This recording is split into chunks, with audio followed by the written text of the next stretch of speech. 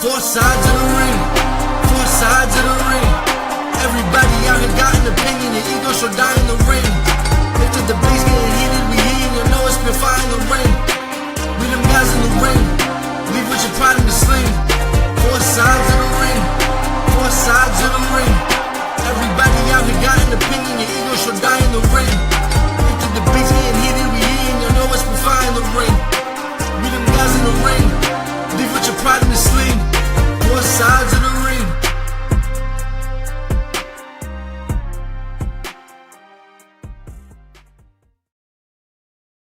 What is going on, everybody? It is me, your boy, Channel Hayes, Channel Rose, Channel whoever you need me to be. And I'm here with the man that makes you go, fuck, it's him again. Knit Ram. How you doing, brother? What's going on? I'm also here with one of the brand new sides of the ring, my boy Tino. How you doing, brother? What's going on, fellas? Good to be here. And listen. After countless hours of negotiation, buyouts, little private threats between corporations and federations, you know what I mean? It kind of got nasty at one point. We couldn't figure out the dollar amount. But listen, I got him. My good brother. Honestly, one half of the other half of my crackhead. We are two crackheads with one spoon at all times. Listen, the honorary Puerto Rican himself, he is a Staten Islander, so he might as well be one.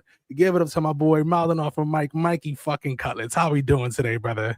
My goodness, Chano. What this that might be. You might have pulled into the bag here tonight and pulled out one of the greatest introductions that anyone has ever done for mouthing off with Mike. So thank you very much. It feels good. I'm feeling good. We're feeling good. The spoon is, off camera adjacent. We'll send that via virtuality. The metaverse or whatever AI fucking love child is this week. It feels great to be the fifth side of the ring. It's a long time coming. Listen, for viewers watching at home, he's not kidding. The negotiations were hard. I did not make it easy on the four sides of the ring. I made sure in the contract it had honorary Puerto Rican. My Puerto Rican flag headband, they said, is in the mail. It'll be here in 7 to 10 days. And they also said I have to no longer use pomade. I strictly mousse, and I have to book an appointment with a stylist to make sure that I get a perm. So we got to change it up. We're ready. It feels good. We've got wrestling to talk about. I can't wait. Now, I'm going a little bit on here, but now I am technically a side, so I can kind of have this. Gonna have a little bit of a side mic chat here, ladies and gentlemen. Unfortunately tonight, Marcus, the founder, the man who negotiated, not Chano. You think Chano was negotiating with me? No, it was Marcus. We know it, Chano. Yeah, Chano. Make it sound good here tonight. Listen, poor Marcus, he couldn't be here tonight, but he asked me. He texted me and he said, "Hey, out of nowhere, question of the week. This one is going to go to the newest member here of the gang, not me, Tano.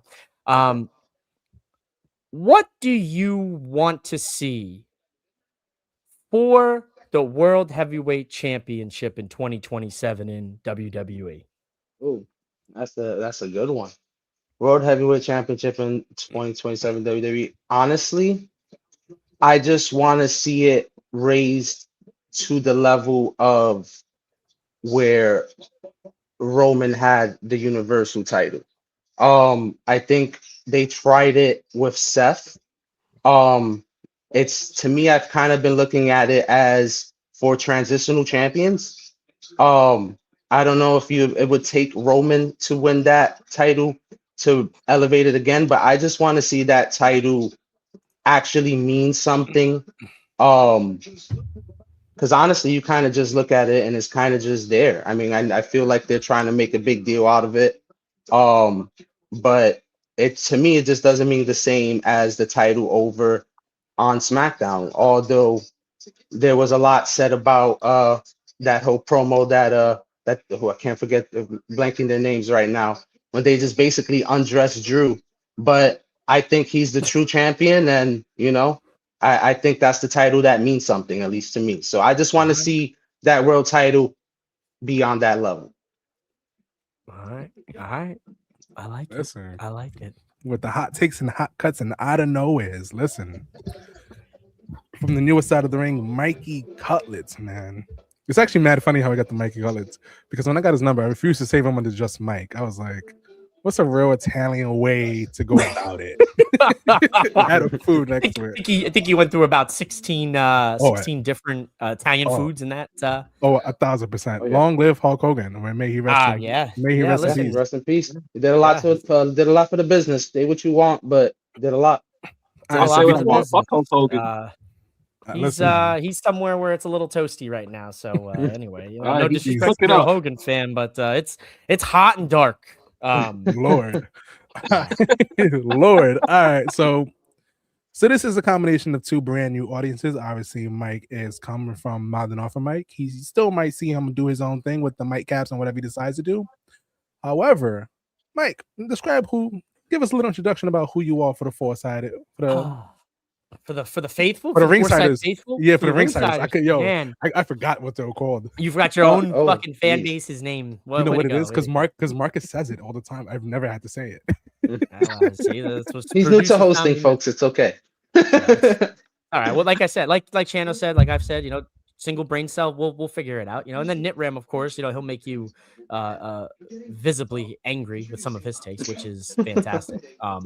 The Nitram is a special four sides of the ring, because he really does make you think. He has made me sit and think on nightcaps over on Boom Broadcasting nightly when we've been together. But who am I mouthing off with Mike? I am mouthing off with Mike. I have my own wrestling podcast, my own YouTube. I've just kind of been a free agent lately, like Chano said. I love professional wrestling. I love it. I am the only wrestling podcast that actually likes it. You see a lot of negativity in the wrestling podcast world. No directions at anywhere. But I love this shit. I love hanging out. I love talking wrestling. And I love when you get some incredible people like these three and Marcus and Four Sides of the Ring, and you come together and we get to talk about it. So that's kind of who I am. Ringsiders. All right. Look, can't go anywhere. Hello, my adopted son. I've been waiting for this. I've been waiting for this all day. How are you, Mom? I hope you're doing well. I love you. This is when China's gonna find out he's not as loved as she loves Mike. Oh, I lost the title. I'm sorry, buddy. I'm sorry. Ram doesn't know anything about wrestling. Shit, he might not. Wow. Shots being fired. Nitram, fight back, Nitram, please. He can't, because I have the power of the almighty mute. It's wonderful. Look, man, I told you, man. I be getting calls that like, yo, you made this week of cuts. Don't worry. But just so you know, we're adding them. I was like, all right, cool. First cuts. And second cuts came. He goes, hey, we gotta tell you, man, it's not you this time. But if the third cuts come around, there's only one person left. And I was like, oh man, gotta start stepping it up. Nah, listen. We're not actively cutting anybody, man. Zombie King is currently focusing full-time on wrestling. So that's what he's doing. Marcus has a second baby, so fatherhood has most of his attention, and Brandon is back in school and working full-time, so he stepped away for professional reasons. So we're here for the betterment of the people. If they want to come back, listen, open arms. And if we got to do an 8-person show, fuck it, we ball. You know what I mean? That'll be amazing. Fucking war games, baby. 1,000 sides, baby. 1,000%. Everybody's gonna have a dedicated 10 minutes to themselves, and however you decide to use it is up to you. Yep. After that, that's it. Everybody gets 10. You don't get a second over. All right, Tino, introduce yourself for the people, especially because Mike's people will be watching this. All right, what's going on? Who is Tino, aka the wrestling guru, or as listen. The wrestling guru is what at least I like to call myself. So I guess we'll see that as we go on. But yeah, my name's Taino. Much like everyone else in this pod, I love professional wrestling, everything about it. I was a bit of a Gap fan for a little bit, but once I got back into it, I went back into it pretty hard. Watched a lot of old wrestling besides the I love you too, Ludi. Watched a lot of old wrestling besides our generations. But yeah, man, I just love talking wrestling, love talking the business. As Mike said, there's a lot of negativity, but we're not about that here. We're about positivity. And yeah, man, I'm excited to be here. I'm excited for the new audience, and I'm excited to talk this wrestling talk. It's crazy how they said positivity when they got the two founders of Hate know, You it's down insane. here. You know what I mean? That's crazy. I listen. You know, that's why they asked me to come in. They asked the side here to say, like, they're like, all right, Mike, we got to kind of balance out the scales a little bit. Scales been tipped on the negative side a little bit too long. The Dean of Hey You has really been embracing that title recently. So, you know, you just got to kind of, you know, bring a little bit of positivity. So we'll see what happens. Maybe Tayano can bring a little bit more positivity. You got to try to balance the scales. You got to balance the scales. Tip the scales in your favor. All right, NetRam, tell the people who you are. Well, I'm the one that makes them say, "Oh, damn, I'm NetRam," and on this channel, I'm the guy that loves usually what you hate about professional wrestling and hates usually what you love about professional wrestling. I'm very opinionated about how I feel about professional wrestling. Obviously, I grew up with family in professional wrestling. No shocker here. The Zombie King is my cousin. Frankie Flo is my uncle. But I generally love wrestling. And everyone here knows this from the chat. I don't stop talking about it. I'm always talking about it. And it's just a big part of my life, personality. It's who I am. That was beautiful. That was really heartfelt. And especially, I love the part when he started name dropping his cousins into who he was as a person. You gotta drop the credibility. Samoan dynasty member now. You got fucking 30-something cousins out there. Listen, he said the Zombie King. I was like, cool, because you know the Zombie King's part of the show. He's like, yeah, but then there's also Frankie Flo. I'm like, oh yeah, cool. Recently retired. Frankie recently Flo. Retired was the first interview we actually did for the podcast. And me, listen, I'm trying to whoever you need me to be. I'm an ageist. If you're 45 and over, get off my wrestling TV screen. Except if your name is Jeff Jarrett, because surprisingly you can still move. And Dustin Rhodes. That's about it, though. As far as that, you guys will find to figure out who I am as the episode goes. The first little segment of tonight's show, after we got all the intros, is Where Is It? So on March 14th, ECBW presents the Fiesta nightclub, the President Street, Passaic, New Jersey. And still hasn't told me what he's doing in the show. I ask him all the time. He doesn't tell me. So he's wrestling. What is he doing? Who knows? And TCW The Devout, Saturday, February 21st. This Saturday. Tickets start at what? $25 at the door. And Lance on the Wire is going to be on the card. I think it's going to be his first professional wrestling match since being released from WWE. So go check it out. Hopefully Ant wins the strap, and then he looks at Lance and I be like, listen, you couldn't make it in the big time. You can't make it here either, buddy. I'm the gatekeeper. It's just me by myself. You know what I mean? But that's where Ant is. Please support your local indies. That's right.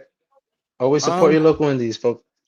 All right, NetRam's been harassing me all week about the IIconics. He texted me on the side about the IIconics. He called me personally about the IIconics. It's come to the point I cannot stand the IIconics. He took a picture with them at WrestleCade like 2 years ago, and he sent it to me every Christmas. It's his Christmas card, for crying out loud. NetRam, why should I care about the IIconics? I think it's crazy that you don't care. I think it's crazy that Twitter had so much hateful stuff to say about it. Yeah, fucking because I'm gonna be honest, okay? The IIconics bring something great to AEW, and that's an established tag team name. Because when a tag team division was announced with the tag team titles, everyone said, oh, look at all these makeshift tag teams that they're rushing together. None of these people are real tag teams. And now we got a real tag team. Former WWE tag team champions, former TNA knockout champions. These women bring legitimate tag team wrestling to AEW. I think that's incredible. And they bring the one thing that AEW tag woman is lacking, and that's entertainment. They're hilarious. These women know how to entertain. Are they the best wrestlers? No, not by far. They're not. But they're entertaining, and they're good enough to get the job done. So the fact that people are there is being like, oh, who cares about the IIconics and all this just because they went to AEW, I think is absolutely blasphemy. Because if they would have debuted in the Royal Rumble, everyone would have been loving it. It would have been a totally different reaction. I don't know but if they would have. The Inspirations are genuinely a credible name. and they're a great tag team, and they have a lot to offer a women's division that doesn't actually have established tag teams.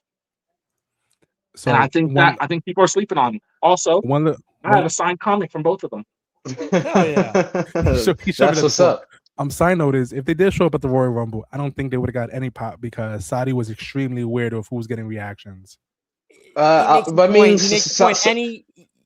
Go ahead. The only thing I'd say is fair point, but Saudi also, like, it seemed like they love the nostalgia, so they may be familiar with the IIconics, so they probably would have popped for it. That's what I would have thought from it. Listen, Two points on that. 2 points. Tomato. Go ahead, Mikey. They popped for Brie Bella. So if they're gonna pop for Brie Bella, they'll pop for the IIconics. But the second point is it was Saudi Arabia. That was a tough. I hope they saw that and are reconsidering that Mania, but they're not because the money talks and bullshit walks. Anywho, but Nitram, please continue because you're spitting pure 100%. Yeah, 100% agree. Authenticated fire, and I want you to continue. Yeah. All I'm saying is, why hate on the Inspirations because they're in AEW now? Because no one cared when they were in TNA. It was like, oh, cool, yeah, the IIconics are in TNA. But now that they're just on the opposite side of the field, and, apparently the rumors aren't true that they have beef because Shawn Spears left, which I'm glad those rumors are gone. But it's just one of those things where, like, they're established veterans, right? So why are we not treating them like this is a great thing for AEW? Because it's not just WWE fans shitting on it. It's AEW fans like, we don't need them. Yes, you do. You need an established team who knows how to entertain. Because as great as Penelope Ford and Megan Bayne are, as great as Carly Cameron and Willow are, as great as Marina Shafir and whoever they decide to pair up with for some random reasons are, they're not actual tag teams, and it's taking the time to actually develop it. We just got a name for Jamie Hayter and Will Ospreay's girlfriend. I just forgot her whole name. Alex Windsor. Alex Windsor. And they're the Brawling Birds or something like that. The Brawling Birds, yeah, something like that. They did a whole tag tournament and just got a name. This is what I'm talking about. They have no established actual tag teams. So you bring one in, and then they could be the first ever women's tag team to be Triple Crown. That's all I'm saying. Yep. Nah, listen, that's a very good point. And they did do it in Australia, which was beautiful. Well, listen, you raised a really good point. It's a brand new tag division. They need more established tag teams to help further the division. The Babes of Wrath is a good tag team, but eventually they are going to have to drop the straps. So why not give an established tag team that's been wrestling for a while some burn? You know what I mean? So that is a really, really good point. As Netram just said, get that Triple Crown. They'll be the first, I believe, the first women's tag team in women's wrestling to have all three major titles, which is amazing for them and honestly just amazing for wrestling. And if it's going to be anyone, let it be the IIconics. And honestly, I think as long as you focus on like maybe a high work rate with their matches, I think they'll be fine in AEW. Just have the entertainment aspect, as Nitram said, he covered everything greatly, but the entertainment of it will be great. And I think it's an awesome signing for AEW. It's very unfortunate, as we all know, there's a lot of tribalism in wrestling, but that's okay. As time goes on, you kind of learn to love it. If not, you could always change the channel because there's so many flavors of pro wrestling. So you get what you get, and you like what you like. I like it. Talking about Shawn Spears, wonder if Shawn Spears goes back to AEW. I don't know, man. What is he? 46? I think he stays. He's hanging, brother. They both live in Florida anyway. They live in Florida anyway, so it's ball out, right? That ain't nothing. Shawn Spears seems like he wants to be closer to Cody than his actual wife, so that's crazy. Booking like a mark. I kind of need Nitram to quit his job to make sure he's on every episode. He's already made me say "ah damn" like 3 times. Listen, don't give this man any ideas. He was coming out with that half fire. I got a child. All great points. Quit my job. I got kids, man. Just wait for Thursdays. Nitram Slater over here. Yeah. So IIconics inspiration, man. 100%. Nitram, I have nothing more to say than everything you could have said. Also, they're very cool. I also met them. I also got to take a picture with them at Royal Rumble Access back in 2019. Super cool, you know. And just based on that, like, you know, you just root for them, right? And I've been rooting for them for a while. I even tweeted the minute I saw that the news about TNA, and I tweeted at good old Paul, you know, out there in fucking Connecticut, and I said, hey, you know, time to bring them home. You know, I figured all signs pointed to, you know, them coming back to WWE. That women's tag division is great right now, you know, and I figure, all right, this is a great time to come back, you know. Seeing them in AEW, a little bit of surprise, but another flavor out there. AEW needs a women's solidified tag team in that division, and they bring that. And like Nick Ram said, they bring entertainment. They're fun. They will put butts in seats, and I think it's a win all around for everybody. And if they do win those tag titles, that's a hell of an achievement to have, being the first ever to win all three of the major United States women's tag titles. Fuck yeah, baby. Let's go. And I think they might be the first, if they are, they might be the first to do that in general, men or women, right? There's no men that's held all three yet. Because the Hardys were never tag team champions in AEW. FTR's never been TNA. Good point. Listen, They might be the first to hold the 3 tag belts in all major promotions. That's all I'm saying. Motor City Machine Guns? No, they never went to AEW. Look at Rick 8-bit transitioning us. Look at my boy out here shining. All his only work trying to fill seats for Mania. Hence why we got a stupid ass crate on Raw. What is in that crate? What's in the crate? Listen, WWE's got an obsession with random objects. You know, we had the golden egg from the Golden Goose a couple years ago. Oh wow, I do. We had that. We had last year. We had a little rock, a boulder of a human, the rock. This year it's a crate. What's in the box? Listen, I know Channel's definitely gonna give me some heat, but if that's wild guess. Oh, that's cool. I have that as well. I have that as well. That's what's in the crate. That's what's in the crate. Danhausen. Man, Danhausen. All right, Tina, who's in the box? Who's in the box? None other than Chris Jericho, man. Full circle moment. He made his debut in 1999 in Chicago. It only makes sense for him to come back, come out of the crate, fucking jacket with the lights on, standing with his arms out. We get that 2012 Chris Jericho. Business is booming. I'd rather that than 2022 Chris Jericho. There we go. Give me Chris Jericho out of the box, and you can't go wrong with it. Give me Chris Jericho farewell to starting at the Elimination Chamber. Let him kick open that box. He was there the whole time. That's where he was at during the contract freeze. Fucking in Ace's chamber, like this was fucking Dragon Ball Z, getting his stem cells, soaking in stem cells. No, but I guess real quick on a more seriousness note, but if I had to take more of a serious or wild guess, I said it before we went live. He is a free agent. I would guess it would be Evil. I don't know how much the WWE fan base would know of Evil. To be fairly honest with you guys, I kind of just learned who he was myself. Kind of went back and seen some of his matches. I seen a match against him with him and Gabe Kidd. Another match against him and Ishii or someone in the New Japan Climax back in 2019. The dude is good. He could go. Seems very talented. But if I had to take a wild guess, just based off of like free agency, based on what WWE's been doing, getting outside talent, maybe it's Evil. What would you guys think if it was Evil? That'd be the most fucked up way to fucking debut a Japanese wrestler. Here's what's in the fucking box that we imported with no holes in the side. Poor guy hasn't breathed fresh air. He's been breathing in his own fucking ass for the last 2 weeks. In a world where ice is such a big deal right now, too. Smuggling in a wrestler. I tell you what, that is a Vince McMahon idea, though. Okay, so we go back to that.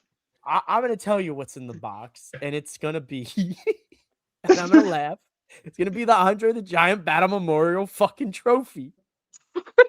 And then I do think it's a trophy. If it's not Danhausen, I think it could be full of teeth, and then Danhausen pops up. This is what Danhausen going to do. What if it's just? I think it's a golden statue of John Cena. And they're going to announce that John Cena is getting the privilege of being one of the statues outside the headquarters, like Andre the Giant, the Ultimate Warrior, and all, because his big change-up was at Elimination Chamber 1 year to the blah, blah, date. You know how they like to lie about certain dates. But 1 year from the event, I think they're going to do something special for John Cena. I think John Cena is going to be inducted to the Hall of Fame and get the statue. I think that's a fair idea, but I Or think that would be... could be. The money in a box, though. That's so fucked up too. Maybe too soon for. I mean, I think Cena. We all know Cena's a legend, but maybe a little too soon for a statue. I mean, I don't know. That's just too soon for the greatest thing since sliced bread. That's you out of your mind. He's amazing. I love Cena. No. It's never. Listen, it's never too soon for John Cena. They could have introduced. Look at it, they could have introduced a statue the day after Cena retired, and it still would have been appropriate. You know what I mean, They John? could have put him in the Hall of Fame right then and there. Gave him the ring in the fucking ring after he retired, and I would have said, great. It would have never mattered, bro. But when you understand what John Cena actually means to WWE, there's no time limit for anything that you do for that man, at all. You're talking about the greatest in the franchise. They said, imagine it's Karrion Kross. And Net Rams glazing himself in the comments. it's just him glazing himself. God damn, because in the corner, just fucking because him mouthing it to them wasn't enough. You know what I mean? Bro, what if they're using only Audible and then they can't see me? You know? They're just listening. Yeah, sweet sounds of Nit Ram, ladies and gentlemen. That's gonna be the Sunday special, late night Sunday special. He's just gonna talk in your ear with the nice love lo-fi track playing nice and low on the background. I'm not gonna hold you. If I heard a lo-fi track of this Nit Ram talking about anything, I would probably just you know what I mean? You can't say that. You can't say that. YouTube will block the video. Don't say that. The algorithm, the AI is getting scary out here, bro. I'm first to go in the AI war when it breaks out. They're taking me out. The toaster's gonna come alive, strangle me, and done. Oh man. So listen.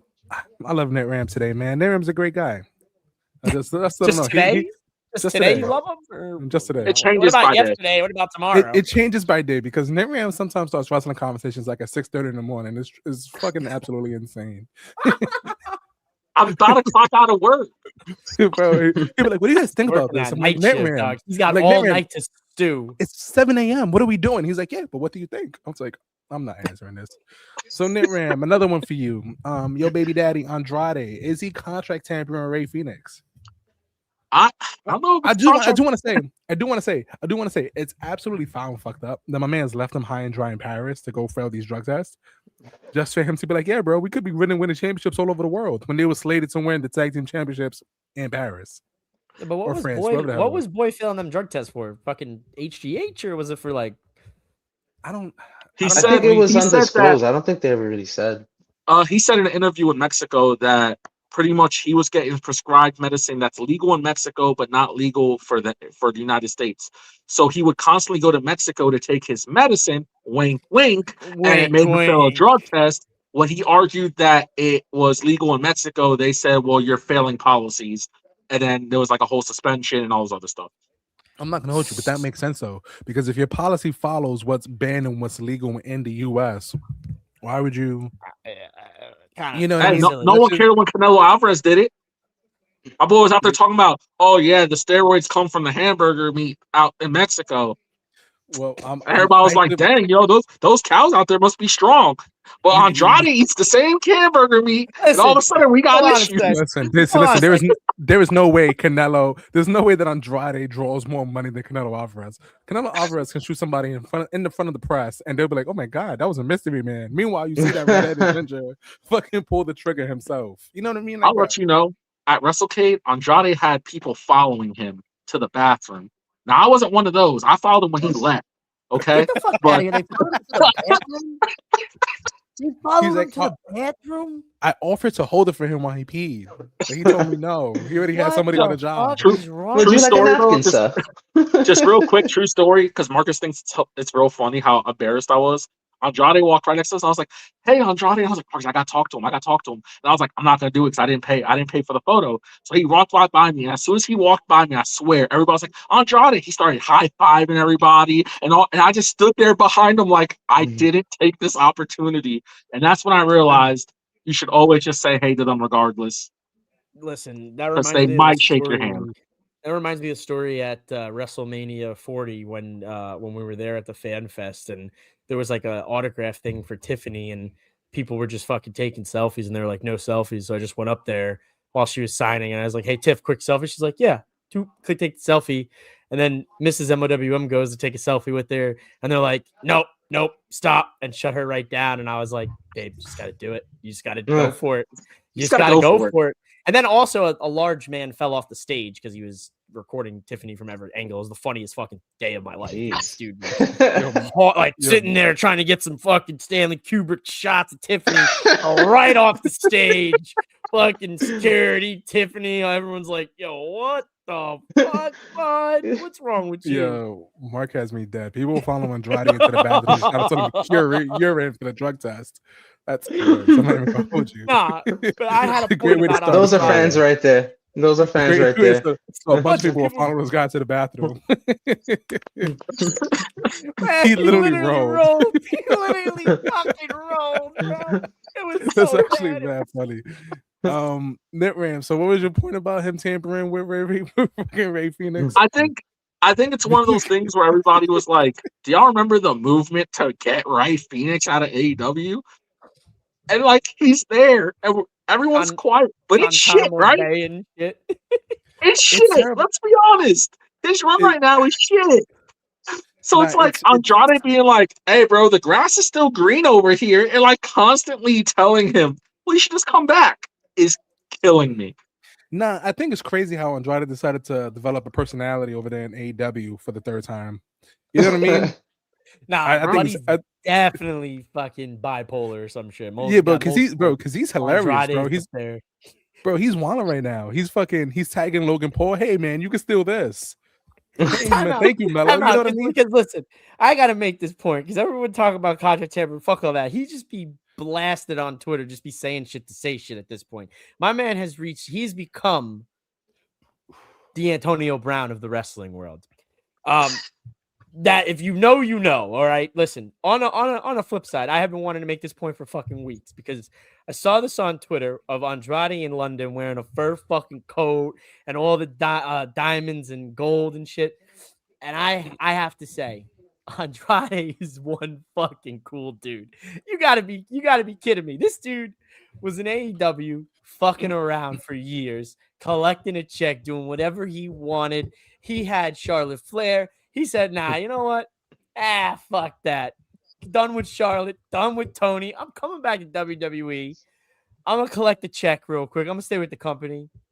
Fuck this. I'm going back to AEW. Goes back to AEW. Then they say, hold on, buddy.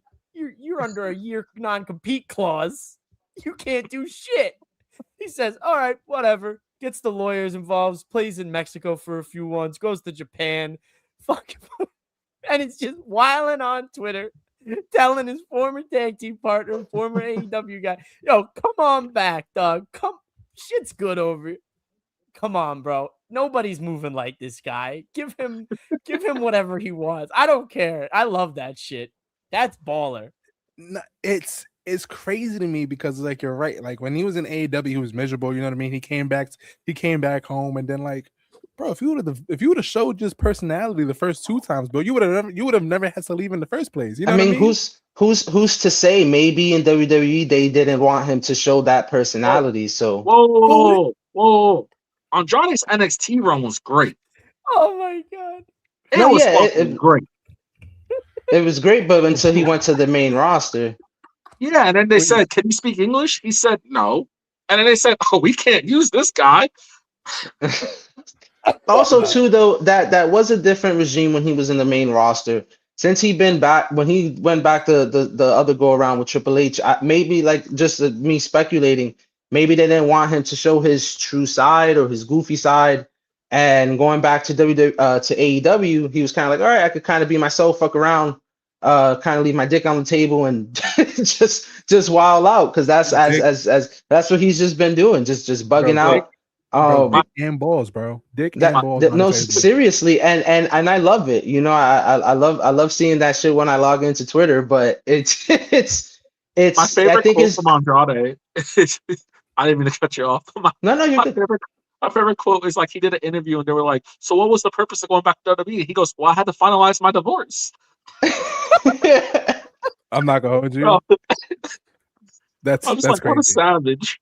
It's kind of wild that Charlotte Flair went from one dude with CTE to another dude with CTE with Puka Nakua, Back to back, dog. right? Like, So those Spanish flies. But it's crazy though, because it's crazy because they told my man he can't speak English, so he's clipped. Meanwhile, they got a whole Spanish segment promos between Stephanie and Dom at this point. You know what I mean?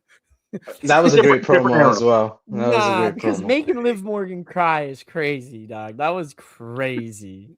Some things got lost in translation. Have y'all seen the Dom translation of that? She said nothing to make that girl cry. Also, the fact that we called this girl a slut on Raw like last week. Did anybody? Listen, I will say when that did happen, I was looking at my phone and I'm like, oh shit, that just happened. I was like, it definitely caught me off guard. This is not even a PG comment, but back when Twitter likes were revealed to the public, like Stephanie's likes were ridiculous. If you know, you truly know. They started hiding them. Yeah, but they started hiding them because of her. You know what I mean? She was wilding. That's pretty insane. JBL used to be wilding on Twitter, dog. He'd be liking all that muscle mommy. He was ahead of the muscle mommy trend before they were cool. There, he's a JBL kind of a muscle mommy hipster, if you really think about it, dog. He was out there retweeting and shit on Twitter back in like 2010, 11. Yeah, that shit is mad funny. So Mike, El Grande Americano. Please, we kind of touched on it last week a little bit, but I would love to hear what you have to say about El Grande situation. I hated it. I hated it. I hated the first few weeks of it when they were just doing AI slop and the whole just, it was just so ugly. And then Gable got hurt. And I had no harm to Gable, man. I feel bad for him. And then Kaiser took over this character. My man, Austrian, pretending to be an American, pretending to be a luchador, speaking fluent Spanish, drops his girl for a Spanish American woman. girl. He drops in his American Caucasian woman for a Spanish mama. All right. Embodies the spirit of lucha libre in everything this fucking guy is doing. AAA are fucking worshiping this guy like he is a god. They love him. America they're indifferent on him. They love OG Americano. Okay. AAA crowd hates OG Americano. What the fuck did this company cook up out of nowhere for no reason because an injury happened? This might be the best low-key storyline of the last year. Like the hottest takes tonight for my debut. It might be one of the most well thought out and cohesive storylines, except the fail on continuity this Monday with Penta and the OG Americano, because that was the original beef all along. But I could play it off where Penta's like, I don't know who's fucking who, like, whatever. I don't know who's under this one. I don't know who the other one is. We're just staying in kayfabe in an unreal era. I think it's the greatest thing in the world. I love this, dude. And mass versus mass, WrestleMania, and Gable gets to finally be Gable again. But my God, man, I have been holding that in for weeks. I just needed a place to say it. I just needed a safe space amongst friends. I love it, dude. It is so good. I love Kaiser.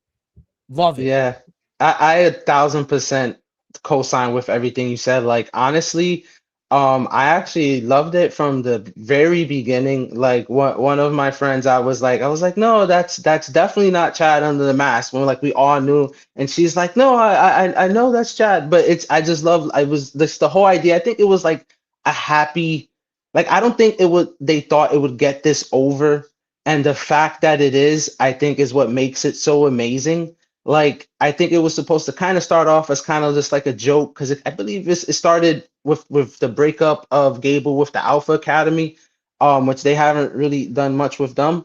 But I just love the whole El Grande thing. In terms of this past Monday, with the match, it was really more about the Americanos maybe cooking up a matchup for upcoming PLE, maybe as Mike said for WrestleMania. But my takeaway from that match, honestly, was Penta getting the dub, and I believe that was for the title shot for the IC title. So we all love Dom, but I would love to see Penta get that strap. So, but I love the whole Americano thing. So it's been great from the jump, in my opinion. Dude, if Penta doesn't win the fucking Intercontinental Championship like immediately, then I'm gonna have a really bad mouthing off with Mike episode about how Triple H and Tony Khan are two of the stupidest fucking bookers. You gotta strike while the iron is hot. Two of the stupidest fucking bookers. So there's no Dom slander here. So this is Mike's and Tino's last episode of Four Sides of the Ring. Thank you guys for your contribution. Dom's gonna be the world champion. What are you talking about? Dirty Dominic in the bank in July or whenever the Dirty fuck Dominic that Bank is. is. For what it's worth, easy. All this Americano talk is because of Dom Mysterio, because this story started when Chad Gable needed help to beat Penta, and Dom Mysterio said, I know a guy in Mexico who's apparently John Americano. That's true. It's like a movie, The Mask. He went, opened the box. In Mexico too. That was a great package. So yeah, he was down the streets of Mexico looking for a trainer. But I think the reason why this feud works is because when it first started, it was a racist joke. It was, look at the white guy. It was very racial. It was very racial. It was, look at the white guy pretending to be Mexican, saying gracias, coming from the Gulf of America. Like, they really doubled down on everything. I forgot. That's right. I forgot about the Gulf of America bullshit. Right. And then it was like, Lewin took over, and some reason he was just like, guys, I can speak Spanish. And they were like, no, you can't. And he went out there, sung a song, and Mexico was just like, yo, that Chad Gable guy got taller and he's better. And he kisses you know what babies. I mean? So it's really it's Mexico versus America, and in a way, it's not even that. In a way, it's like, if you think about the layers to this, right? Let's like I know we've said it to not to beat a dead horse, but I'm gonna beat the dead horse until it's really dead here. But remember, this all started with an American pretending to be Mexican, a Mexican luchador. Now it's progressed to the fact. Now stick with me here, ladies and gentlemen, for a moment, please. It has turned into a German, Austrian, European pretending to be an American, pretending to be a Mexican luchador. But it has transformed into essentially the European being accepted by the Mexican people and the luchadors as one of their own. It might be the first cultural adoption we've ever seen in wrestling outside of a few others. Like, that's insane to think about. Like, the crowd reaction in AAA is insane. Well, to be completely honest, especially when you start messing with other cultures, identities and stuff, I think it comes off more authentic and more genuine if you actually lean into it. You know what I mean? You take your time, get to know the customs, and start doing things like that. I think they're more willing to welcome you with open arms, because there's a couple. You remember they be these Facebook, Twitter videos. It's like, oh, do you think this is cultural appropriation? As they're wearing like a Mexican poncho and sombrero. And all the Americans are like, yeah, that's appropriation. Then they go to the Mexican on the block, like, yo, is this cultural appropriation? Like, nah, man, that shit is sick. Where'd you get the poncho from? You know what I mean? So it's one of those things, like, if you take good care of the cultural gimmick that you're adopting, you'll go way further.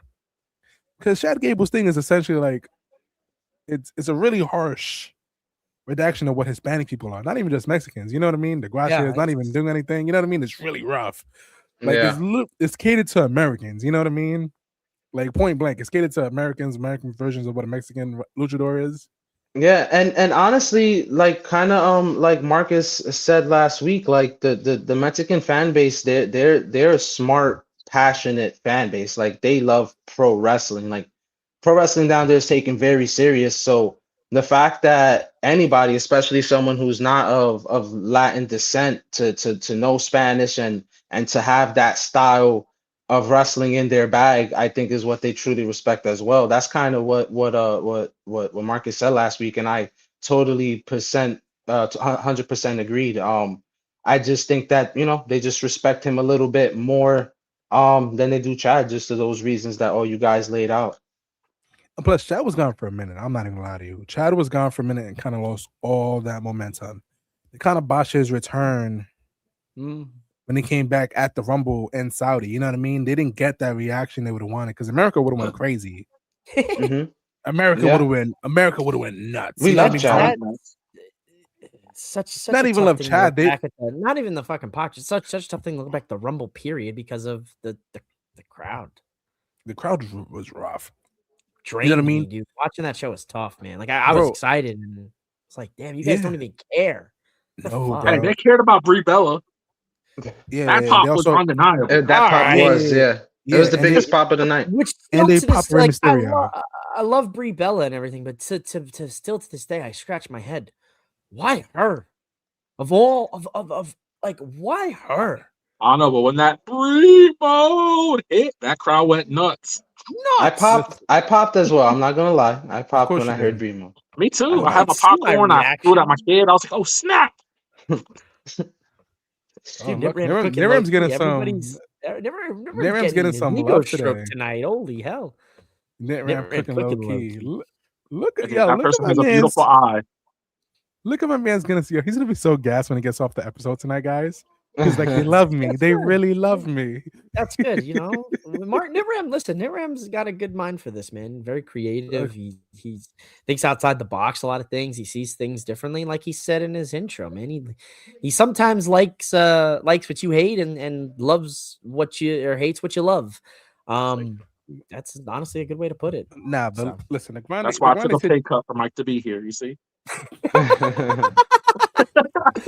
That's how we got the second year. That's how we got the second year. Listen, the third, Listen, yes, we had to come up with a salary for Mike, but it was not because we pay you. You know what I mean? Mike's the only one here with an actual salary. There's other benefits. What do you got a salary? No. Listen, we're doing this for the love of the game. We actually paying Mike.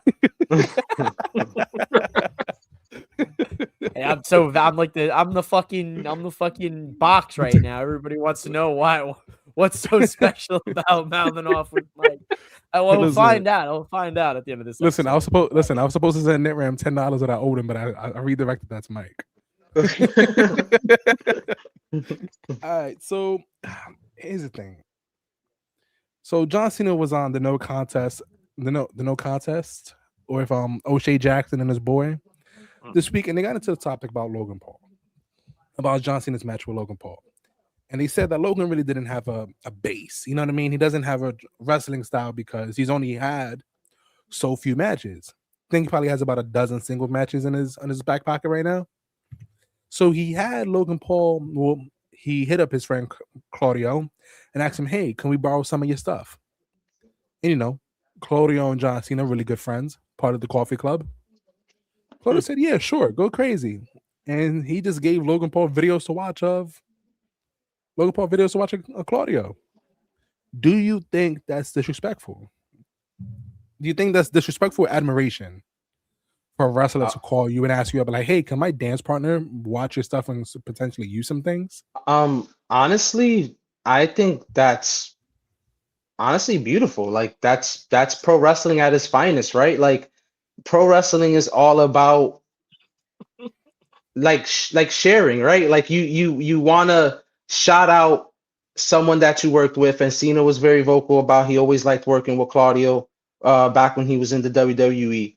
And I just think that's honestly it's amazing and it's great for the business. Like it's like don't gatekeep any moves. The moves are going to be used regardless. Every move that we see, at least the way I look at it, it was someone else's move or someone else's variation of it, just watered down. So everything that we've seen is already being used. So might as well let someone use it. And he asked. So I think that's super respectful. It shouldn't be no hate towards that. Like Claudio's a great wrestler. I freaking love watching Claudio. Um, not disrespectful at all. Not disrespectful at all. Rick 8-Bit says if it wasn't Cena, then yes, disrespectful on the main roster. That's something you can do on a house show. I think it's hard to say that because Logan Paul's a very fresh base. Like Hangman said himself, you guys couldn't pick a cooler person to give half my moveset to. All right, maybe I'm using to say something. Go ahead, Brady. I was actually going to say, I just think I think Cena wanted that match with Claudio. You know, he was part of the promo, the infamous promo where he was name dropped and stuff. So it was kind of a way for him to get it because he wasn't going to get it. You know what I mean? So it's like, hey, you should copy this guy because I kind of wanted to wrestle this guy. And Logan's just like, well, he's like, nah, that Hangman stuff you're doing, I don't like that. Copy this guy. I know you're watching AEW. Watch a different AEW episode. All right, watch Collision. That's where Claudio's at. That's what you need to watch. I'm not gonna hold you. I think it'll be extremely dope if like once Logan Paul's done wrestling, he's like, yeah, my favorite wrestler is Hangman Adam Page. It would be though. I'm not gonna lie. It'd be mad fucking funny. Mike, what about you? What do you think about the Cena Claudio? I think it's not disrespectful at all. I would even disagree with Rick. Sorry, Rick, I love you, buddy, but I would even disagree with you. It doesn't matter who it is. All right, let's play the game. Not Triple H, please.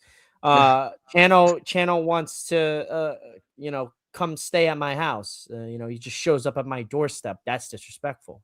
That's me saying, Cena tells Logan, go watch Claudio's matches, steal some shit. We'll use it in the match without even clearing it with Claudio. I think the disrespectful part would have been if he doesn't call him at all and he just has Logan do it. I think if he calls him beforehand, says, hey, I want this kid to check out some of your stuff, get a good idea of the fundamentals. If he sees something he can pull off, can he use it? Yeah, sure, Cena. You're a friend. Absolutely, no problem.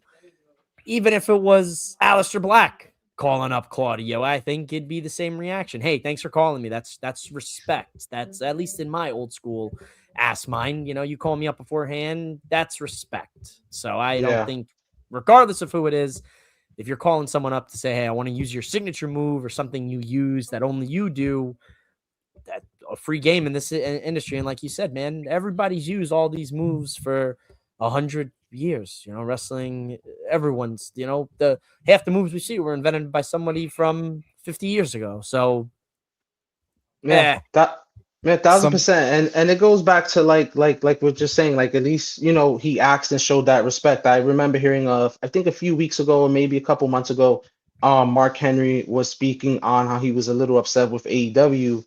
I believe it was when Powerhouse Hobbs was with the company, he used the world's strongest slam and they called it a different move when it's all obviously, we all know that's Mark Henry's move. And Mark, I believe, said he didn't have a problem because he's a fan of Powerhouse Hobbs.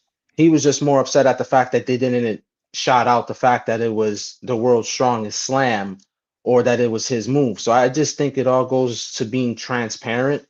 And that's exactly what it was. So yeah, it was great. I thought it was great. One thing about Mark Henry and another one. Damn, I lost my train of thought. Hopefully I get it back. Damn, Trey Miguel got a green international championship tonight. Sorry to interrupt your train of thought. No, nice. No, you're more than fun. I remember the other part. So Mark Henry, he was also saying about the Rey Mysterio spot that he did, and we did do the bot, like they fly off the top rope like a regular crossbody off the top, and then they grab them and they kind of big man them and just roll on and they pick them up. Yeah, like the whole rotation that. Did like it's a fireman's carry, yeah. Yeah, that they jump off the top rope, the other person's laying down, they land on them, but they didn't because they catch them and they cradle them and they stand up. Mm-hmm. That's the Mark Henry spot. Mark Henry said he was the first person to actually do that spot, and they don't give him credit for that. Yeah. The second one part is part of the homage. I was watching this Seth Rollins interview the other day, and he was discussing how when they first took away the stomp from him, and then he settled on the pedigree, he said, I didn't ask Triple H because I know Triple H would have told me no. So I went straight to Vince. And I asked Vince, I read that as pedigree? Well. He was like, if Vince says yes, Triple H can't say he can't say shit, and plus he's not even wrestling no more. Yeah. Do y'all remember the show Ride Along? It was like when the wrestlers would leave Yeah. and they get in the car and we'd watch them or drive to the next location.